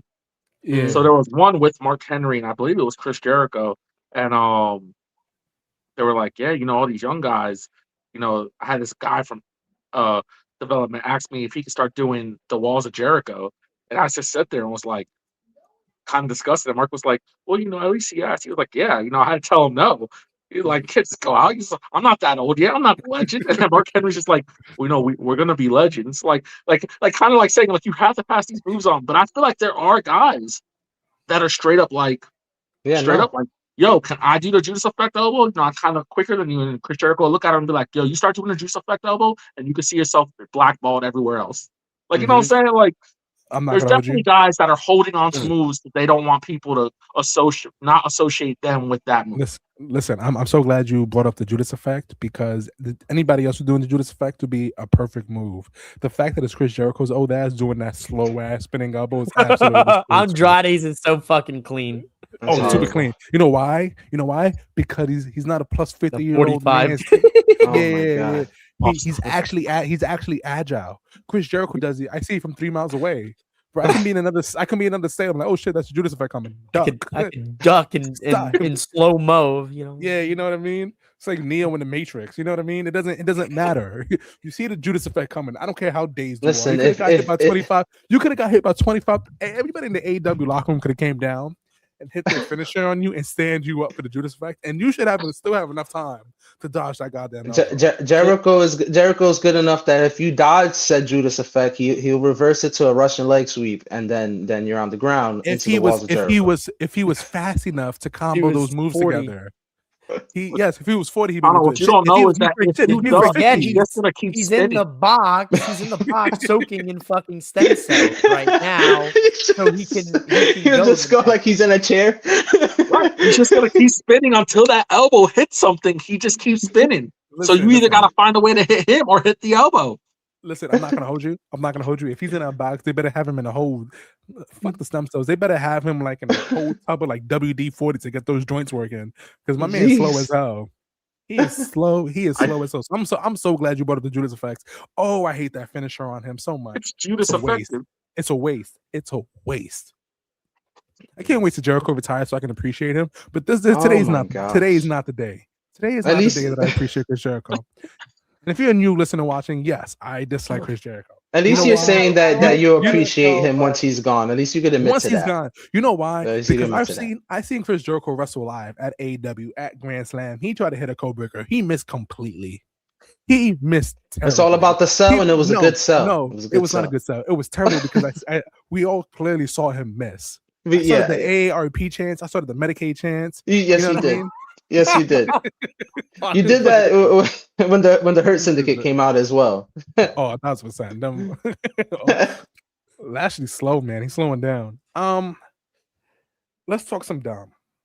And this is gonna lead into my big discussion for the night. Right? Does Jevon, who you think is the most worthy person to win the Intercontinental Championship? Penta. To be Intercontinental Championship, aside from Dom, of course, double strap man. Penta. Penta's a good shout. 1,000%, Penta, 1,000%. You can't give me another wrestler's name. Let's not all say Penta. If I had to, Jevon, I would say Jevon Evans. I would say Jevon Evans. I mean, I believe he was openly saying that he wanted to beat Randy's youngest title reign. I think he's 22. So if he wins the title, he'll get that record. That's right. Y2J's the GOAT. But no, yeah. I would say Jevon Evans. I saw some numbers on his title matches earlier. I believe he's like 0-12 in title matches. So maybe he gets a title match, gets over that hump. But I think Jevon Evans is worthy. Gets him in the history books. I don't really have an issue with any one of those gentlemen winning the Intercontinental Championship. You know what I mean? I think WWE and Raw is at a point where the women run the show, so it doesn't matter who the champion is. Mm-hmm. You know what I mean? It doesn't generally matter, especially because you have Rhea and Io as your tag team champions. You you have Stephanie as your women's champion. You have Liv doing Liv things. You know what I mean? It's so women heavy. Does it matter who's the men's champions? Like CM Punk is the men's world heavyweight champion, and does it really matter? You know what I mean? He's kind of the best champion in the game right now. He's more entertaining than any other champion in any company right this moment. Drew? I don't. Whoa! Yeah, any fuck company over Drew. Any company. That's not even Drew's fault. That's not Drew's fault. Well, hold on. I take MJF before I take CM Punk. I would too. I would take CM Punk right now before MJF. I don't really like the direction that they have MJF going down right now. I don't. And Drew's in the Cody vortex. That's not his fault. Drew's not. It's not Drew in the Cody vortex. It's WWE. As soon as Roman decides, hey, I'm coming back, to putting all their effort and time and attention into showing the Roman side of everything. And Drew, they booked themselves in a corner with Drew and Cody. They fucked themselves over. No, why would Drew eliminate Cody from the Rumble if that feud's done? That makes no sense. That's what I'm saying. He's stuck in that vortex. Roman doesn't really have anything to do with Drew outside of just shitting on SmackDown as an entirely. But listen, the men's side of Raw is whatever. The women really carry it. But if you really want to make the men's titles matter again, I gotta agree with Oba. I think Jevon's great. I think Jevon is truly a stud, and I think he will absolutely be world champion one day. But Oba family is just that guy, man. I feel like he'll bring that mid card back to life. And honestly, Penta's a really good shout. I like Penta a lot. Oba's on SmackDown, right? Sorry to cut you off. I think he's still a free agent. He hasn't pick a show. Okay. I like Penta. I like Penta a lot. I think Penta will be a great Intercontinental champion. But I think what ends up happening is Penta's already ran the Raw mid-card rotation. You know what I mean? So you kind of just start running those matches back. But with Oba, you get fresh matches, if that makes sense. I mean, you get fresh matches, but you're gonna put him right to that peak when you have it's just not going to be. I mean, hey, whatever, if it puts asses in seats, that's all they care about, but it's not going to go over well with the other people that are kind of been chomping at the bit with the IC titles, Penta, Kaiser, Gable. But you could say the same thing about Stephanie. Stephanie came to the main roster and just absolute rocket man. You know what I mean? 100%. She was a rocket woman in that sense. So that's my whole entire thing. Penta would be dope. Penta, listen, if you want to give it to people, bias, I think my bias. I just have to take my bias out of this, but I think listen. You could have Penta, you could have Oba 100% come in and just dominate and go right to the Intercontinental Championship, 100% easily. Listen, if you want to give it to people who are rewarding and who are deserving of the Intercontinental Championship, we got to talk about the Intercontinental Cup himself, Sheamus. You know what I mean? If you want to talk about deserving of the Intercontinental strap, it has to be Sheamus for a little bit. They have left his ass off TV. Poor guy. Again. I like Sheamus. I think everybody likes Sheamus. You know what I mean? But I think Penta's a really good shout. And I don't want to see Penta on SmackDown. I'm afraid to see what that even looks like for him. You know what I mean? Yeah, him and Phoenix. Listen, they always have the tag division to fall back on, which isn't a terrible thing. You know what I mean? As long as they're wrestling and you're happy, they have the copyrights, they have the merch, Lucha Brothers, they have all the copyrights for it. So it's just a matter of time before they are paired together. Well, I think what they're planning on doing is they're trying to. I don't think everyone thinks this Jay and Jimmy's gonna collapse again. I don't think it is. I think they're gonna establish that they're the best brothers to wrestle ever, and constantly bring this up to where Rey Fenix is like, "Yo, I have a brother," and Penta's like, "I also have a brother. Let's get together," and then we have brothers versus brothers. See, I thought that was just a way to get what's his name into the tournament. I thought that was just a fake injury, like he wasn't actually hurt, and then he never showed back up on TV. Mark, so I honestly have no idea. That's honestly a great question. Yeah, I could very well see them angling towards that. I mean, the Usos have become. I hate to say this, man. They've become a parody of a parody. No, they've become a parody of themselves. They're. I mean, of course they're 100% a parody of themselves. I mean, look at the New Day, bro. It just happens. You know what I mean? I tell The New you Day is what, one of the man. greatest Whoa, factions. whoa. New Day is The New always Day was gonna be fire. WWE's fault, 100%. You turned the power of positivity tag team heel. You have them verbally berate a poor guy, Big E, Yep. who loses his career due to a freak injury, and you follow that up They with go nowhere. bullshit. Mhm. Bullshit. That's your fucking fumble. You fumbled the biggest heel turn in your tag team division in 15 fucking years. Shame on you. Shame on you. Where's the fucking unreal footage of that creative meeting? Because I'd love to see Yes. Hayes and Pritchard twiddling their dicks going, well, what should we do? Well, we'll just have them feud with the Alpha Academy like fucking idiots. Well, here's the thing, Come right? on. While that heel turn was terrible, it's not like they were up to New Day standards before then. You know what I mean? They weren't doing too hot. The problem Maybe was then. at that point they had to separate them. They're stupid. It should have No, been yeah. them going separate ways. No, listen, and Boom. of course I agree with you, but I feel like that's just a thing when you have tag teams that last that long. Eventually, you just run out of things you can do with them. And that's their own fault. They had No, plenty- of course, but eventually, it just happens, and it's just natural because what other stories can you tell with the Usos? What other stories can you tell with the New Day? I'll give you another one. What other stories can you tell with Judgment Day outside of them turning on Liv and Dom? You know what I mean? Every shout out to championship culture. Every championship tells a story. Every championship has a story, but every tag team has an end. Yeah, 100%. You know what I mean? And that's why that Look at heel the Street turn- Profits. Well, that's The a heel whole turn was other story. the heel turn was the only step they could possibly take for a new one outside of separating. The heel but- turn should have been the separation. That was their blunder there. That was their blunder. That's fair. That's fair. But you also look at the Street Profits. What else is there to do for the Street Profits besides go to separate ways? They tried going heel with Bobby Lashley, and nobody took them seriously. They were still handing them baby success. Ultimately, maybe leave the company if they're not liking the direction they're going. I love the Street Profits. Maybe Nobody go dislikes stale. them. elsewhere. They're great They've been guys stale for a long time. because Yeah. everybody's been wanting them to separate. People want to see Montez, and not nothing. Dawkins is a dog too.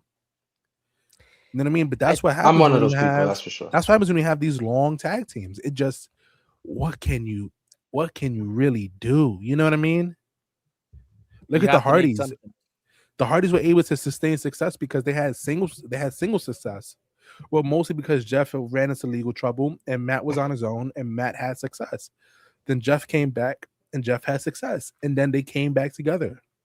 And they But look at them success. now. Jeff had mega success. Yeah. I mean, we don't gotta say that. You know what I mean? He obviously Yeah, had we some don't gotta success. compare Oh, the Matt dates. Hardy's definitely, I mean, he's a former ECW world heavyweight Matt champion. Hardy, I to think be the Matt more Hardy, sober one and uh, justified one, he really got the shit end of the stick.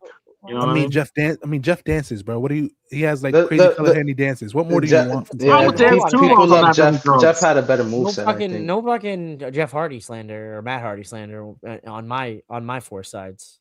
All right. No, listen, I love Matt. Matt Hardy's in my top 10 wrestlers because I love Matt Hardy. I can smack a tornado is a banger to this day. Banger. Absolute banger. It's triple platinum. it It's is a triple banger. platinum in my household. Matt Hardy people. I got into an argument with one of my friends about this, and I said Matt Hardy is one of the best wrestlers who has stayed relevant for as long as he has, and I think that longevity is respect. Like, you have to show Matt Hardy respect, right? Everyone knows course. Jeff Hardy is always going to be everybody's favorite between the two, right? He's the most popular between both of them. But man, oh man, you have to give credit to Matt Hardy at the end of the day because he's kept himself over for 30 years. 30 Yeah. years. He became broken. He became woken. He was version 1. He was Team Extreme. He was Money Matt. immortal. He was Money Matt Hardy. Yep, was- Money Matt. It was so many different things, and they were all so good. And you have to give that credit where credit is due. But the Usos, man, parody. I thought them getting them tag titles meant, all right, tag team division on Raw is about to get taken serious. Lock in. Uso Penitentiary. No keys. 3 meals, 3 hots in a cot. All right. Jeff Hardy. Well,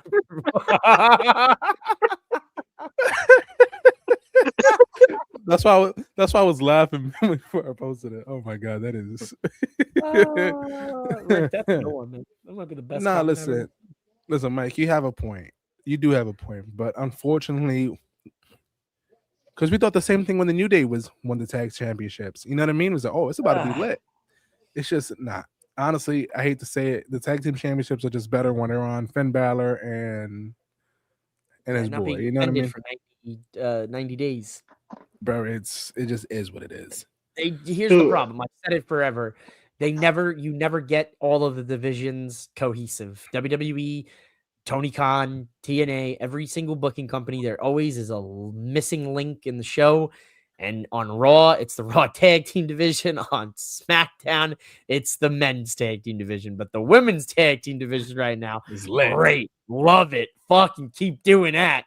The men's division, they said, yeah, we'll figure that out in a while. And you know what the reason for that is? I generally think when it comes to tag team wrestling, you don't need 4 fucking belts. Have one tag team division for both fucking shows. It works for the woman. It keeps it relevant. You can keep rotating. I mean, you don't need 2 tag team champions. You just don't. You needed them when they both had like 12 tag teams on each show. You 100% needed them when they did at that point. And then what happened? Budget cuts, releases, tag teams broken up, this, that, the other thing. And now we've only got like 6 tag teams on each show. So I agree to that sentiment. At the time we needed them. Right now they, you could go with 1 set right now and call it good. Looking like a mark, there are still stories to be told to teams like the Usos and New Day, but it requires time, creativity, and commitment to tell them. Absolutely. Here's the thing. I agree with you. If creative really wanted to, they could create a story and a purpose for these teams. However, when you give it to these legacy teams like the New Day and the Usos, you get lazy with it because you bank on their popularity to continue selling merch. And people will tune in for them specifically. However, I do want to get into my main topic. We have a main event question, but I want to get into my main topic. It is actually the name of the episode. The 5 moves of doom. And the reason why I saved the Intercontinental and the Dom thing towards the end was on Twitter, I've been seeing a whole bunch of Doms drop the belt. Dom hasn't gotten any better. Dom does the same things over and over again. He hasn't expanded his moveset. And then it kind of branches out to other wrestlers. Oh, so-and-so hasn't expanded their moveset. They don't do anything new. I don't know if you guys realized. I know you guys, because I know you guys watch wrestling. But this is more for the audience. I don't know if you guys have noticed, but in WWE, once you are established and solidified, you have a set moveset. You have 1-2 random suplexes. You get the clothesline and the shoulder bumps from running the ropes. And then you have your regular routine. You might throw 1 or 2 razzles on a regular show, and you might throw 3 razzles on a PLE. But for the most part, your movesets are limited. And it's not just Dom. All of the greats have a 5 moves of doom. Roman Reigns, the tribal chief, has 5 moves of doom. Everybody was like, oh, yeah, the big dog had a work rate. Yeah, guess what? The tribal chief is over as a motherfucker. He don't need a work rate. He doesn't need a work rate to do nothing. You're going to take that Superman punch, that guillotine, and that spear, and you go like it. You know what I mean? When he pulled out that fisherman suplex at WrestleMania against Cody, I was like, ooh, okay. Mm-hmm. I don't know. You said I knew that, big dog. You know what I mean? Randy Orton has a 5 moves of doom. Shout out to Booking Like a Mark. He reminded me, yo, you know they only have 5 moves of doom when they've been wrestling for a little minute, and Michael Cole's on the 1s and 2s. Talk about vintage Orton. Yep. Vintage Orton. You know what I mean? Vintage Miz with the left. Miz don't have a vintage because Miz has been doing the same move since he first started. Yo, that reversal with Mello a couple weeks ago was that was incredible. That was just Jeff and Nitram. I gotta knock him off this horse a little bit. He's gonna get too much stuff this episode. Give Miz his flowers. You're losing. No, I did. No, I did. I'm a Miz fan too. No, I definitely did. Before we went live, I did give Miz his absolute flowers. You can ask Nitram. I just refuse to do it online. No, honestly, I've always kind of liked Miz, but I saw him in a recent CVV interview. I'm like, oh, he's super down to earth. Seems pretty cool. He is. So also, we got to think about it. The Jey Uso. Remember when he was getting out of the bloodline, and he was wrestling Roman. He had an actual moveset. But the moment he became Yeet Man and he became super solidified and those merch sales started moving in, he also became a 5 moves of doom. And people are like, oh my God, he's got so much worse wrestling. No. This is just what WWE does. They simplify your moveset to do 5, 6, 7 moves. And that's it. At WrestleMania, you can dig into the bag a little bit, but that's it. Mm-hmm. That is generally it. Hulk Hogan had 5 moves of doom. The Rock towards the end had 5 moves of doom. Charlotte Flair, most of the women's Stone Cold has 5 moves of doom. The women's division has 5 moves of doom. Tiffany was in her bag when she first came up to the main roster, but as soon as she became over with the Tiffy time, 5 moves of doom immediately. It became so quick. If you did not watch NXT, you would not think this girl knew any other moves except for the moves she was doing. Yep. Bianca Belair has 5 moves of doom. Alexa Bliss has 5 moves of doom. Stephanie has 5. Stephanie has a bag because we've seen her wrestle in person. Yep. And she only has 5 moves of doom. That's the WWE style. It is the WWE style, and that's why people like Ricochet got frustrated because he checks out emotionally because he can't. There's more. There's more moves to do, but they stick to their movesets. It is not a brand new practice. It is not a brand new thing anybody has been doing. This has been going on for decades. And if you can't realize that as a regular casual fan, are you really even paying attention to that? Because look at Jevon Evans. Jevon Evans is bouncy right now. He is moving, he is grooving, he is flowing, he is throwing. But let that man merch sales hit top 7. I'm telling you right now, there's only going to be 3 jumps in a suplex. you know what I mean? Look at Melo. Melo's starting to develop his 5 moves. He's trying to figure out which 5 moves of doom works for him. Yeah. It just Melo in NXT used to be throwing the book at you, dog. Ilya NXT, dog. Main roster, 5 moves is coming. I don't know. They let Ilya rock though. At least Sammy. 7. Sammy got at least 7. Got 5 moves. Sammy definitely has 5 moves. Haluva, the back, the exploding suplex. He does the springboard. The springboard. Finn Balor has 5 moves. Who else has? Nobody wants to admit it. Gunther Loki has 6 moves. You know what I mean? Hey, he's got 7 now. He put a headlock in there. Nah, that's part of the 6. You know what I mean? A lot of Gunther's moveset is a whole bunch of chops. Of chops, different variations of backs. Yeah, holds, some suplexes, power bomb, dinosaur. Damian Priest has 5 moves. The dinosaur dropkick, yes, because it just happens. It genuinely just happens, and there's nothing you can do about it. There is nothing you can do about it. Once you're established and you have a fan base, you have your 5 moves to do, and you're gonna like it. And that's why low key I started respecting LA Knight's bullshit, because LA Knight's a playoff riser and he shows his ass during PLEs. He does. I will give him that. He opens up that 5 to an easy 10. And that's not an easy thing to do in the WWE product. And that's the rough part. Recognize that WWE isn't a wrestling show. It's a show about wrestling. Yeah. So you just crack the code for all those people. Literally, it is not wrestling. It is a show about wrestling. It's a sitcom about wrestling, bro. I promise you. The moment you think about it, that way, you enjoy yourself more. There's occasionally sometimes WWE will give you an incredible match, but let's be honest here. We're not really watching WWE for great matches. We're watching for great storytelling. Mm-hmm. We're all watching wrestling, different wrestling programs, different things. Netram's watching AEW for great wrestling. Mm-hmm. You know what I mean? Netram watches NXT for good wrestling. Netram probably teach NXT as indies, people coming up and people developing and like solidifying themselves. You know what I mean? Mm-hmm. Tino did me the favor. When we first started doing the podcast, Tino was one of our first listeners. As one of my brothers, he listened to the podcast. He said, you know what? I don't know much about this because I haven't watched in so long. I want to restart watching wrestling. And he fell in love with the product. He fell in love with AEW because AEW has better wrestling than what he's gotten from WWE throughout the years. Thanks. Mike, I can't really speak on your story, but we all watch wrestling for different things. If you are a WWE tribalist and you're saying that, these people can't wrestle. No, they can wrestle. They're just restricted on what they can do in their workplace. All these matches have producers. What they do in these matches is based off these producers. These aren't bad wrestlers. Don't get me wrong, there are bad wrestlers. But for the most part, these aren't bad wrestlers. These are lazy producers. enforcing the WWE stigma of the 5 moves of doom. It's a sitcom about wrestling. The moment you guys understand that, well, not you guys personally, I love you guys, but for the casual viewers out there, if you guys can't understand that, I don't know what else to tell you guys.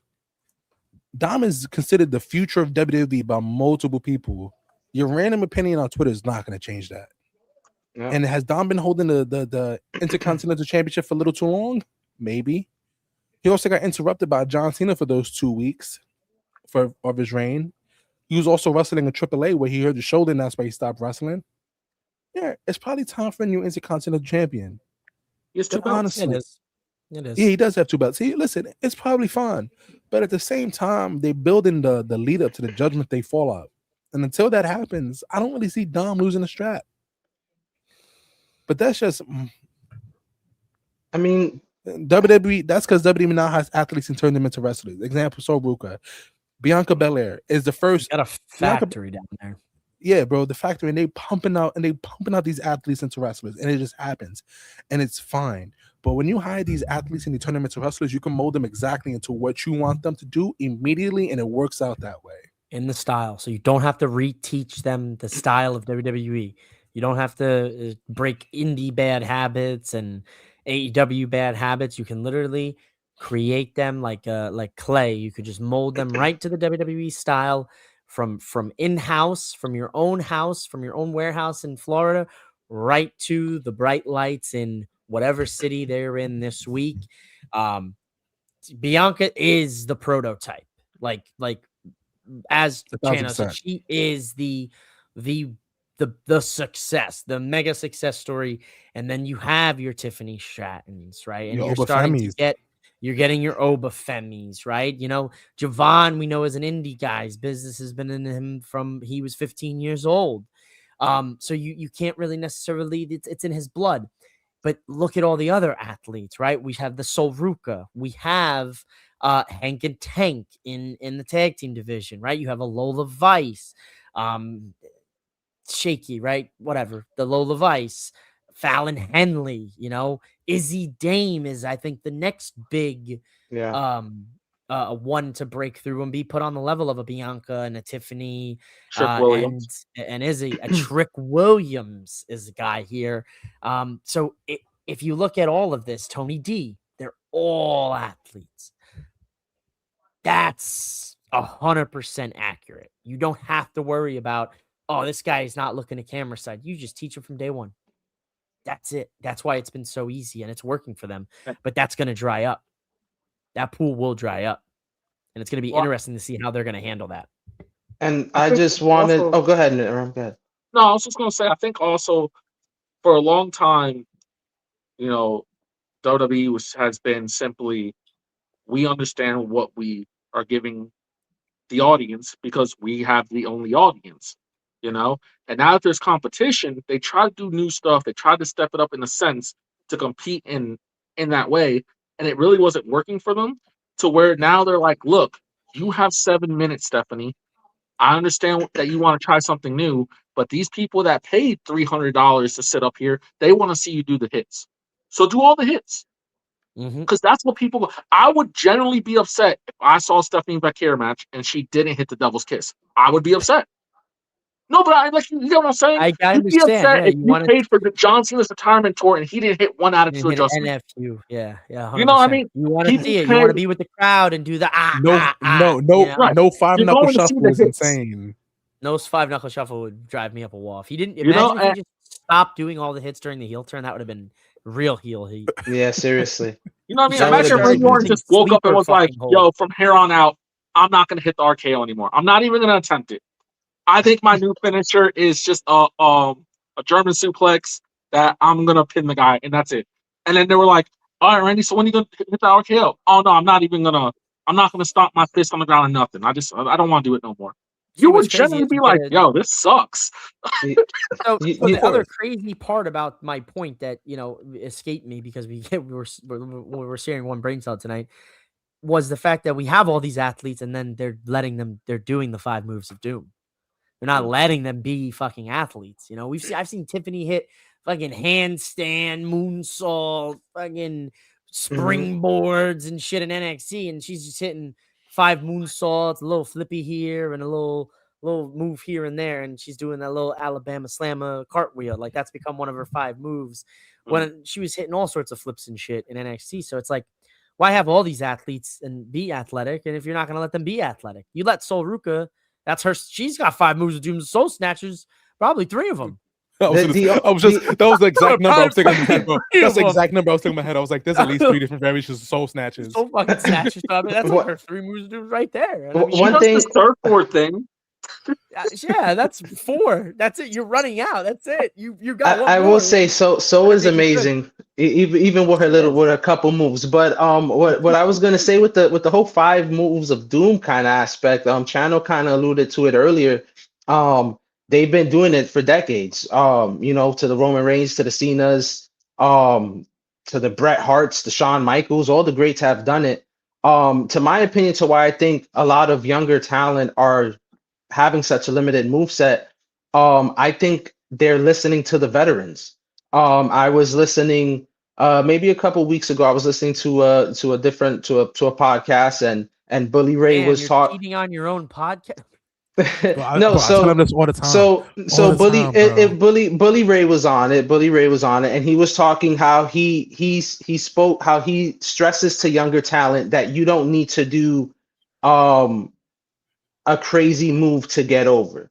So it's basically to protect yourself. You're still going to get the same reaction throwing an uppercut compared to a 450 splash. So what I'm thinking is just hearing stuff like that, besides Bully Ray hearing that, I've heard a lot of other older wrestlers say that. I just think a lot of the younger talent are just trying to take that into consideration and maybe preserve themselves to have a longer career.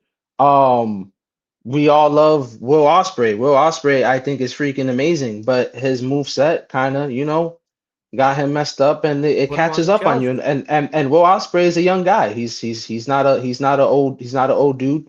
But it's okay, but that's just kind of what I think. I think they're just taking, they're listening to the vets, and maybe they're taking a little bit too far, because we named way too many wrestlers to only have 5 moves, I think. And I'm not saying anybody that we named are wrong. Like literally, it's all true. Like all the wrestlers we named, that's the case. But I think they are stretching it a bit. I think they should let it go. But that's why I got into AEW. Like it's a different feel. It's match after match. You get like one little promo, and boom, they're coming right out there. You gotta show that comment too. You gotta show I've been waiting. I've had it queued up. I'm glad that you said that. Booking like a Mark. Part of the issue is that the target audience for WWE is children. Simple movesets are easy to follow and teach the audience when to pop. The adult audience gravitates towards AEW for the complexity. And that is true. Because especially John Cena is the main example. He's probably will be the big example for as long as I can probably remember and continue to say this. When John Cena starts with the shoulder bumps, the little fucking dip under scoop slam. You know what I mean? You know what you're getting. Yeah, you know what you're getting, bro. It's a 3 shoulder bumps. It's a little duck under slam, and then he's right in position. You know what I mean? The moment those shoulder bumps start, you already know the direction. You already know what's coming, right? It's the 5 knuckle shuffle. It's the AA. Whether he will get the victory off the AA, we don't know. But those 4 moves coming up, but strung together, that chain. That chain like the back of your hand. You know what I mean? You could probably watch the first shoulder bump, go get a bottle of water, and if you walk fast enough, you could probably time it to when he does the 5 knuckle shuffle. You know what I mean? And Mark has a very good point. This conditions people when to pop, especially children. And the Undertaker was a very big example growing up. The moment Undertaker hit the old school on the ropes, you knew what was next. You knew after the old school was the choke slam to the tombstone. This has been going on for years. It's way longer than we remember. Now we're older, we're smarter wrestling fans, and we actually want to watch different variations of things that now we're noticing these things. But we can't be blind to the fact that this has been happening for years, and we shouldn't like put it on the wrestlers. They limited their moveset. Listen, Jey Uso might not be the greatest wrestler. You know what I He's mean? not. Nitram. I didn't need the comments from the peanut factory over here. we know he's not the great. We know he's not the greatest. But at the same time, when he was battling the Bloodline and battling Roman, he had a more extensive moveset. But the moment his yeet really, it wasn't 5. It was at least 8. He was pulling out that bag. You know what I mean? It might have been a very small bag, very short, not that deep, but he was doing more. He was doing more. You know what I mean? And But because Jay shrunk his moveset down considerably. It's like 3.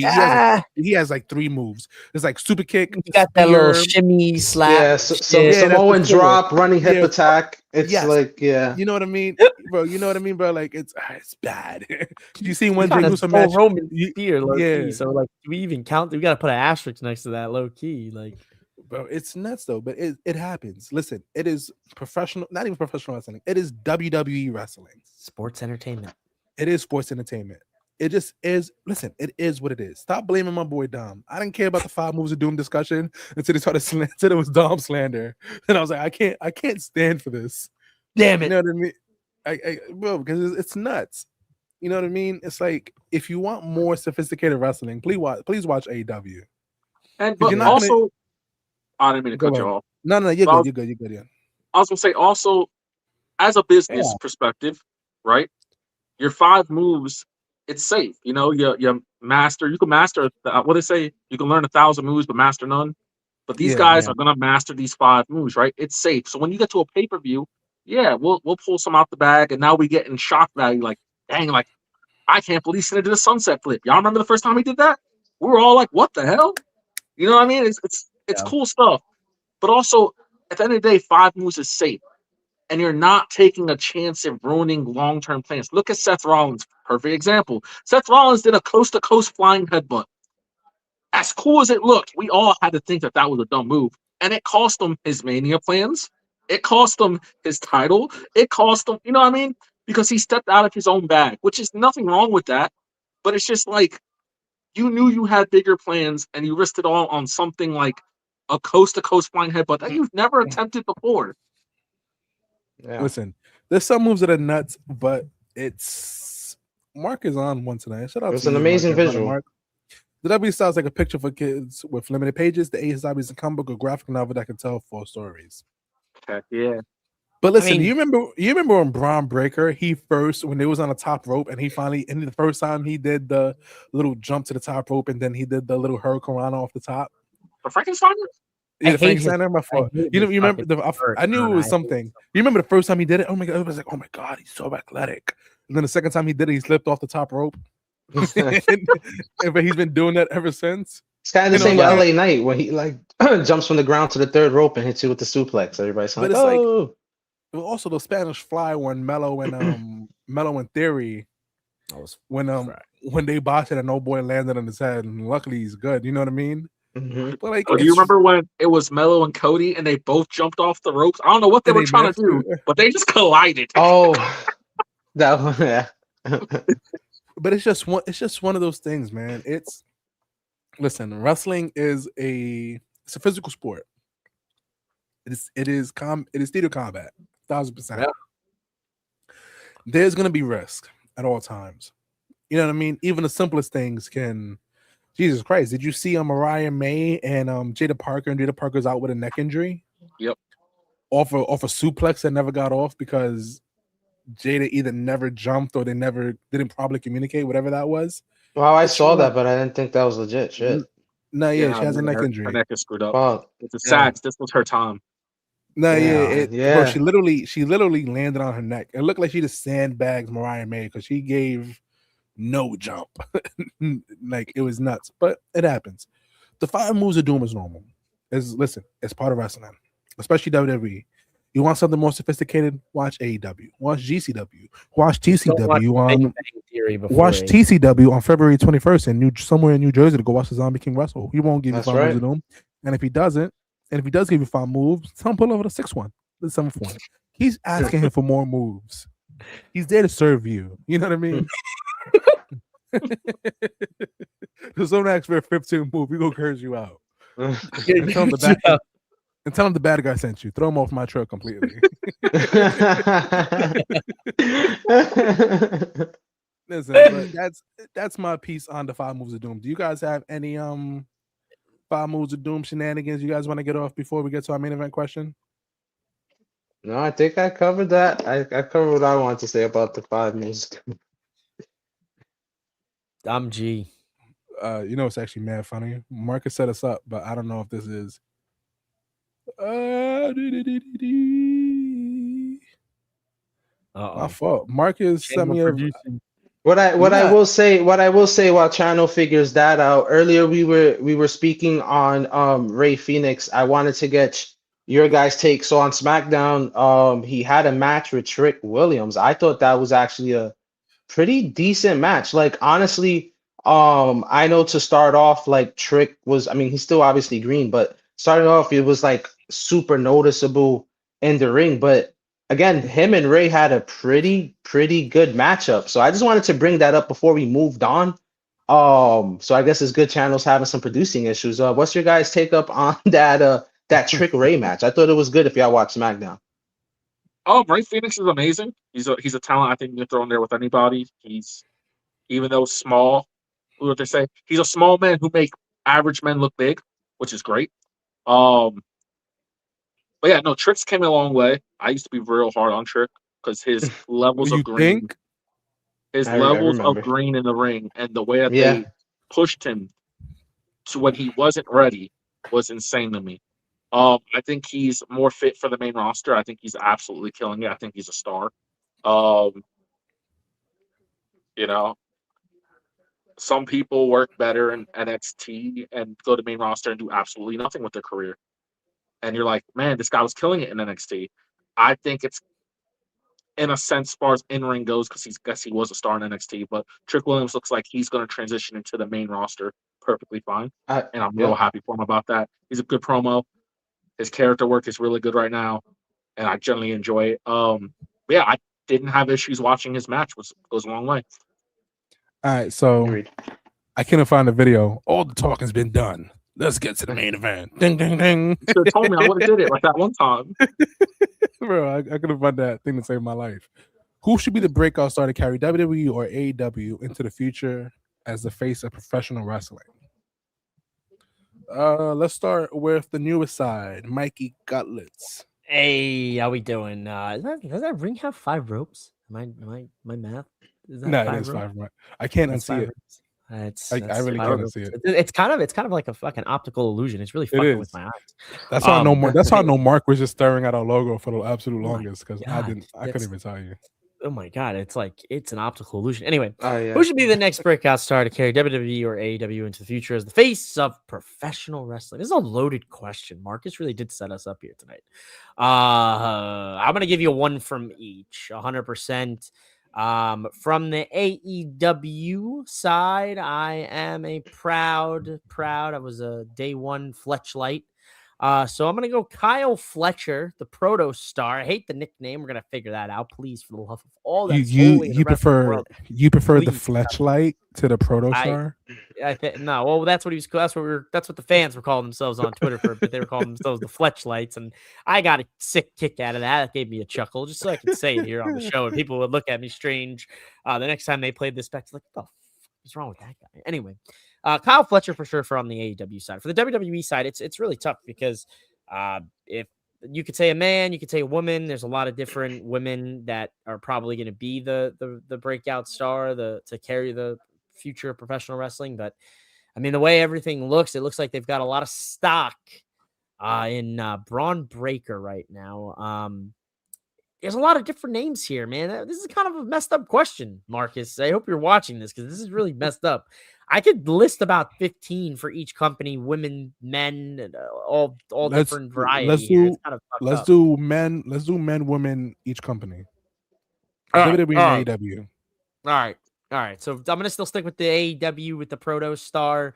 For the women, I think 100% Willow Nightingale. She's too much positivity. She's incredibly charismatic. The crowd loves her every time they hear the theme song. I'm playing it in my head and I'm ready to start dancing. So I would think Willow and Protostar on the AEW side. For the WWE side, I'll give you Braun Breaker, and honestly, for the women's side, at this current point in time, I would probably have to say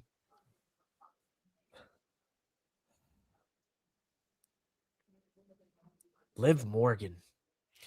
That's not a bad shout because she's been doing this for a minute, but she's only like 31 years old. She Yeah, can easily do this super for young still. another decade. It's Mhm. crazy when you Liv think that Morgan. way. Wait a minute, I gotta put this in the thing. Mike, as you know, you're gonna be covered, but I gotta give Mark a shout. Blake Fine. Monroe would Blake kill Monroe. WWE into the That's a good one. future. That is a good one. Not because he's biased or anything. And Not there's 'cause multiple he's- Blake Monroe posters in his house. But yeah. Rick guys, Oba and Soruka. Nitram, give me 1-1 and 1-1. So I'm not going to pick any of the people that Mike picked, even though Kyle Fletcher is a great shout. That would have been mine. I Thank you. think if we're going young for AEW, I think the Jet is somebody that I think should be starting to hit that main event picture. He's a young talent. He's incredible in the ring. That's Kevin Knight for non-AEW fans. As far as women go, it's hard not to say Willow, but I think when I think poster superstar, I think they're dropping the ball on Megan Bayne. I think Megan Bayne is a poster superstar. She has the look. She has great in-ring ability. She's a decent promo. I think they should focus more on her as far as that. WWE, I want to say Oba, but more realistically, it's Dom. Dom is the future of WWE. Dom is a future multiple-time world champion. I think he is the future of WWE. But I put all my chips into Oba Femi also. Jevon, because that's personal, that's bias.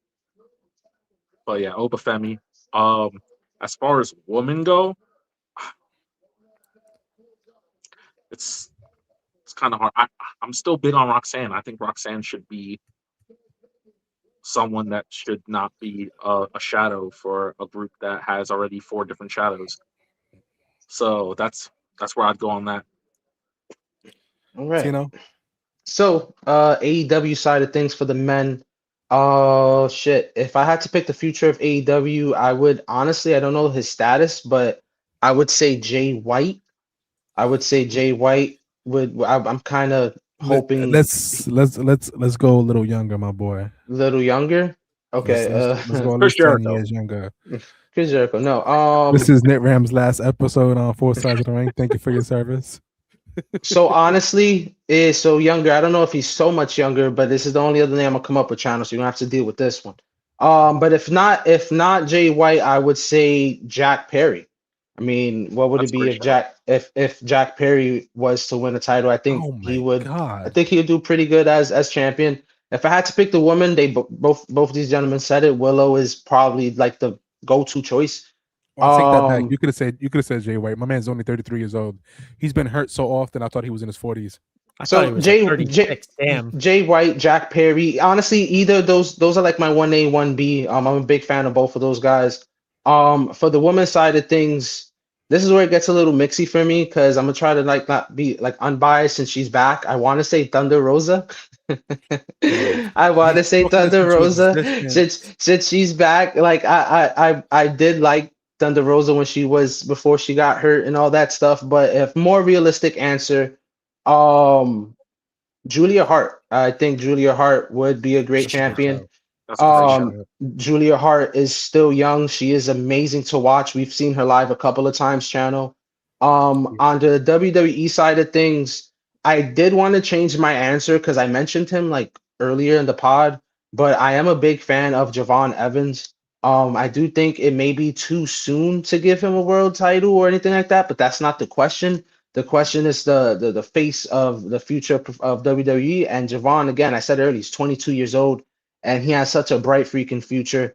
And the woman side of things, I guess another kind of name out of a hat, but just me being a fan, I would say Naomi. I mean, Naomi was the champion before she had to drop it since younger.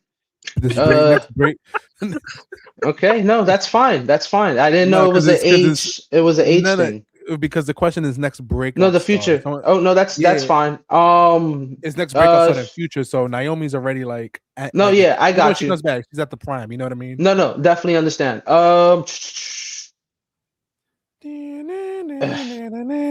Again, Julia. I was trying to stay 30 and under for this one.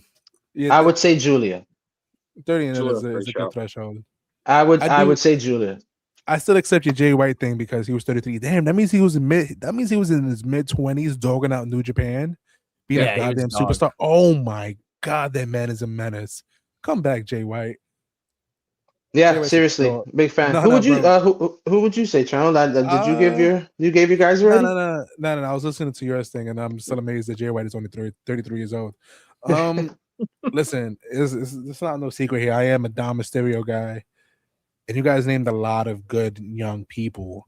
But if I want to go separate answer aside from what you guys have said, I want to show some love to Mello, man. Mello has the look. You know what I mean? Mello does have the look. For the women's side, I kind of have to go with Nitram. Roxanne is like what, 22, 23 years old, and she's already better wrestler. She's already a better wrestler than half the women's on the roster.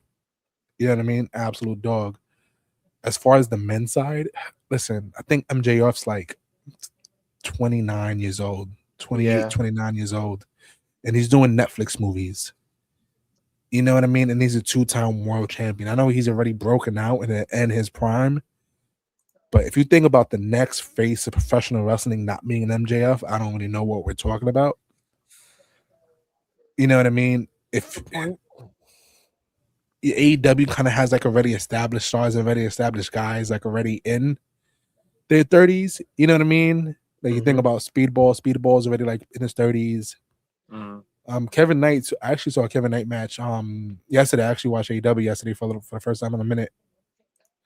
Well, to be honest, I was strictly for Swerve and Omega. Yeah, but honestly, for men, I'm just gonna have to go MJF.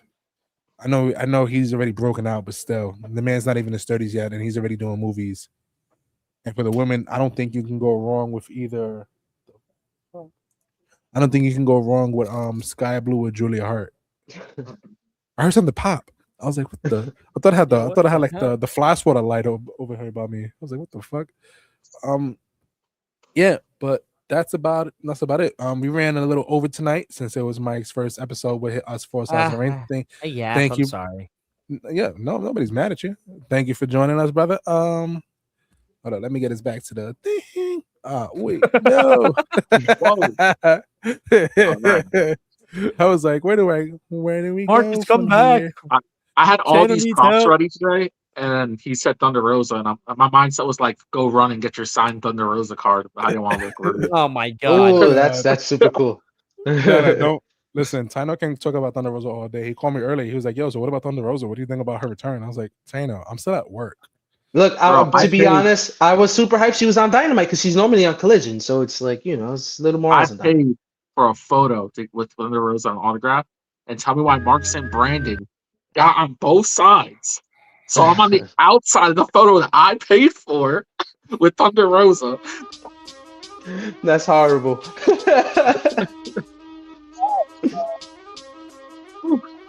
I'll find you, brother. Where can the people find you, Mike? Oh, you talking to me? Yeah, I heard nothing. We couldn't hear anything. We just started bobbing. Started bopping and shit. Where you can find me at MOWM_podcast on social media, across social media. You can find me here Thursday nights on four sides of the ring. So, yeah, that's where I'm at. I'm here now. I fucking go here now. I ain't fucking leaving either. All right, Tino made a new Twitter account. God bless his soul. I made a new Twitter account. Had to change the old name. So the new name is King of Groove. Catch me on King of Groove on Twitter. Better fitting name, all right, than the old one. But catch me there. Oh God, it's crazy because it's better, but not by much. This is PSN name. So if you want to add it on PSN, it's also King. We could do that too. All right, Knit Ram, the Of person course, that I'm the one that makes them say, fucking "Oh Timmy damn, I'm Knit Ram." If you want to see me, unfortunately, it's bi-weekly, but on Twitter, I'm NITRAM_4 SOTR. That's NITRAM_4 SOTR. Oh yes. Oh, I'm so sorry, Mark. I do actually have a margarita thing for you. I swear to God, I do, brother. I was working it. Put that shit over the beat, honestly. Wait. No. I gotta turn off the beat. Good night, He's about to be like, shout out Don Julio. No. Shout out Don Julio. Listen. So Mark was on my ass all day today. Talk about this weekend was National Margarita Week. So good night to your mom. No, I'm saying a margarita episode, a margarita recipe. What's wrong with you people? All right, so what you're gonna do is you're gonna get 2 ounces of tequila, 1 ounce of triple sec, 1.5 ounce of fresh lime juice, 1/2 ounce of agave, and 1 ounce of passion fruit. And the passion fruit can be fresh puree as well. Right? So if you need that, once again, it's 2 ounces of tequila, 1 ounce of triple sec, 1.5 ounce of fresh lime juice, 1/2 ounce of agave, and 1 ounce of passion fruit. And passion fruit can be fresh puree. And if you want, you can do less than 1/2 ounce of triple sec if triple sec messes with you. All right, that is your margarita episode. There you have it, folks. Channel the mixologist. What about salt, the rim? Sugar, tahini. What are we doing? Listen, here? Whatever you want to do with your rim is your own personal business. What you do on your own time, you know what I mean?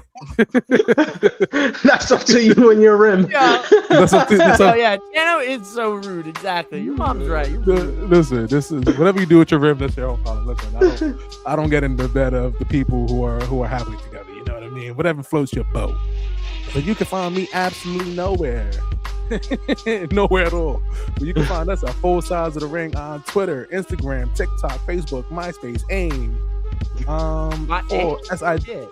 If you want to follow us on AIM, I can go on Air AIM right now. See my messages from 10 years ago. I never opened. So the 4SIDESOTR, that is our X. Listen, Mike's gonna be with us for a long time, and if he's not, I'm gonna fly down to wherever he is and make him record every Thursday. It don't matter. It does not matter. He's locked in. He has a 15-year deal. That's 2 years. 2 years. The third year option. You gotta read the fine print on the bottom. It says forever. for 4 sides for life.